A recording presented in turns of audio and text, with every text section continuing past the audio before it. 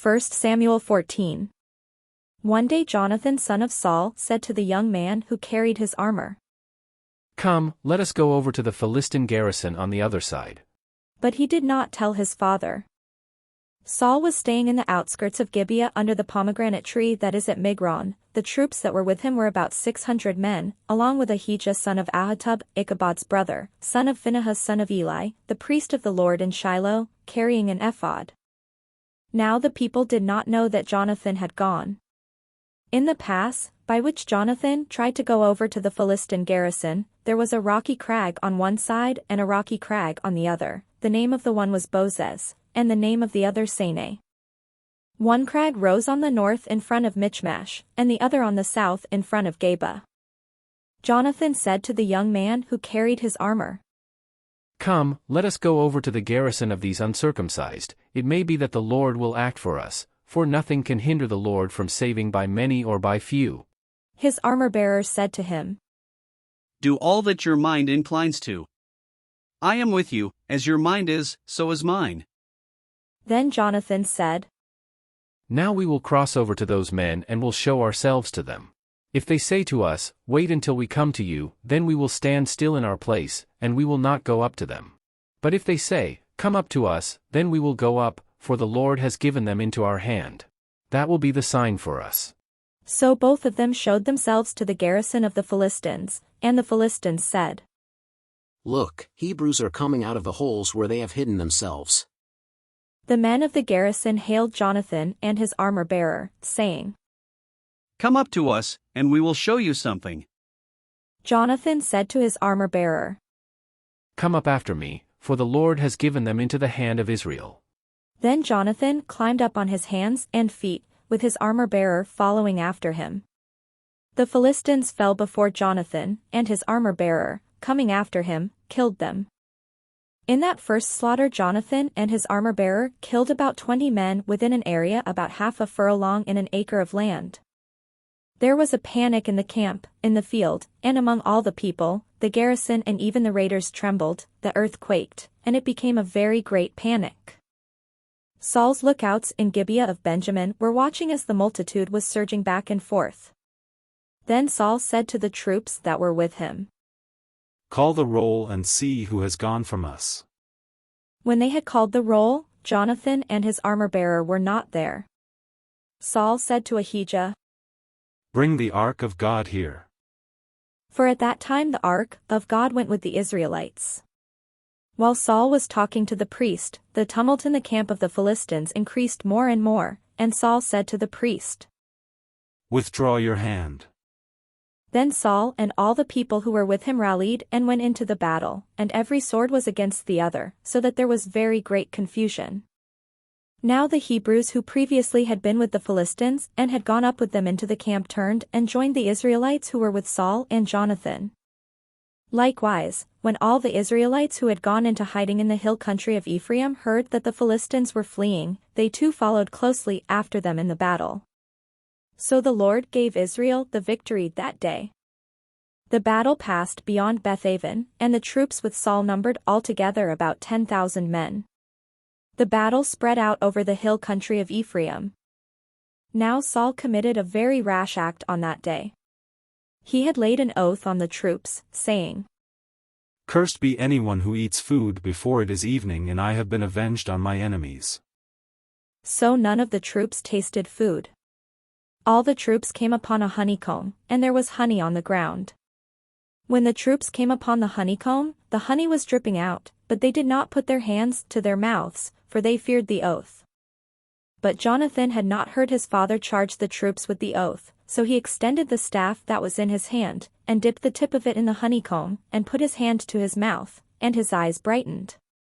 Then one of the soldiers said, "Your father strictly charged the troops with an oath, saying, 'Cursed be anyone who eats food this day.' And so the troops are faint." Then Jonathan said, "My father has troubled the land. See how my eyes have brightened because I tasted a little of this honey. How much better if today the troops had eaten freely of the spoil taken from their enemies, for now the slaughter among the Philistines has not been great." After they had struck down the Philistines that day from Michmash to Aijalon, the troops were very faint, So the troops flew upon the spoil, and took sheep and oxen and calves, and slaughtered them on the ground, and the troops ate them with the blood. Then it was reported to Saul. Look, the troops are sinning against the Lord by eating with the blood.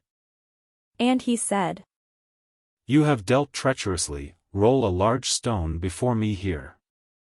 Saul said, Disperse yourselves among the troops, and say to them, Let all bring their oxen or their sheep, and slaughter them here, and eat, and do not sin against the Lord by eating with the blood. So all of the troops brought their oxen with them that night, and slaughtered them there. And Saul built an altar to the Lord. It was the first altar that he built to the Lord. Then Saul said, Let us go down after the Philistines by night and despoil them until the morning light, let us not leave one of them. They said, Do whatever seems good to you. But the priest said, Let us draw near to God here. So Saul inquired of God, Shall I go down after the Philistines? Will you give them into the hand of Israel? But he did not answer him that day. Saul said, Come here, all you leaders of the people, and let us find out how this sin has arisen today. For as the Lord lives who saves Israel, even if it is in my son Jonathan, he shall surely die. But there was no one among all the people who answered him.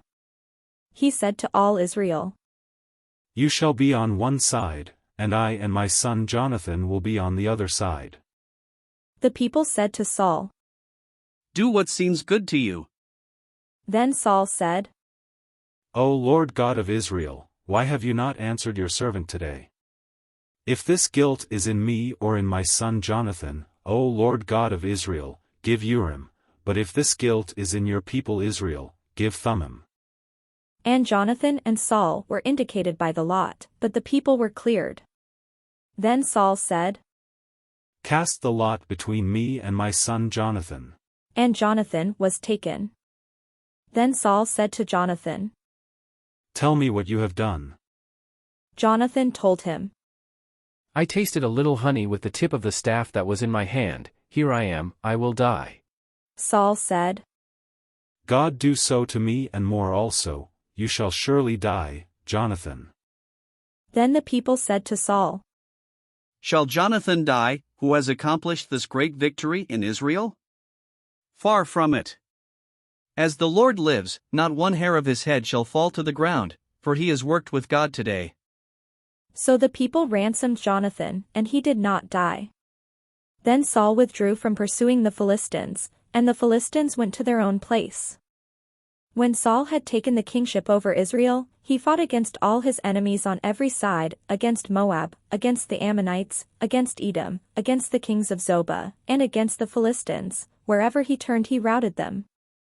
He did valiantly, and struck down the Amalekites, and rescued Israel out of the hands of those who plundered them. Now the sons of Saul were Jonathan, Ishvi, and Malchishua, and the names of his 2 daughters were these. The name of the firstborn was Merab, and the name of the younger, Michal. The name of Saul's wife was Ahinoam daughter of Ahimaaz. And the name of the commander of his army was Abner son of Ner, Saul's uncle. Kish was the father of Saul, and Ner the father of Abner was the son of Abil. There was hard fighting against the Philistines all the days of Saul, and when Saul saw any strong or valiant warrior, he took him into his service.